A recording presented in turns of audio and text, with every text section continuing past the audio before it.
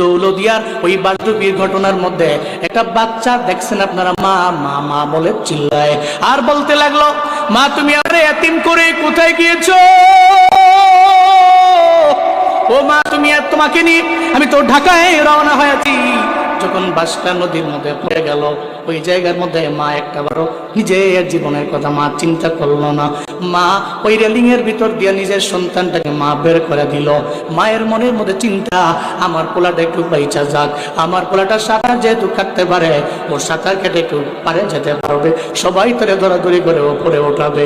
মার মনের মধ্যে চিন্তা নিয়ে রেলিং দিয়ে নিজের সন্তানটাকে বের করে দিল। মায়ের কোনো খবর নাই। যখন সন্তানটা আইলো, সন্তানটা চোখের পানি ফালায় ফালায় কান্না করে আর সবাইরে বলে, ওই সাংবাদিক ভাইয়েরা একটু বাসের দিকে দেখো না, আমার মায়ের একটু উদ্ধার করা যায় কিনা, কারণ আমি মায়ের সারা জমিনের মধ্যে কেমনে থাকবো।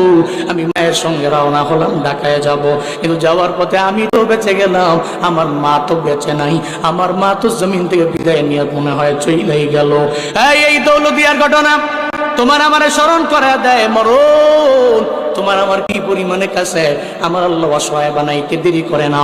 হঠাৎ করে আমি দুনিয়া আসি, আবার তো আমি চাইলেই হঠাৎ করে আমার আল্লাহ চাইলেই আমি গরিব হয়ে যাব। এই জন্যই চিন্তা নিয়ে তাকাব্বুরি করা যাবে না, বাহাদুরিও করা যাবে না, কারণ মরণ চিরন্তন সত্য ব্যাপার।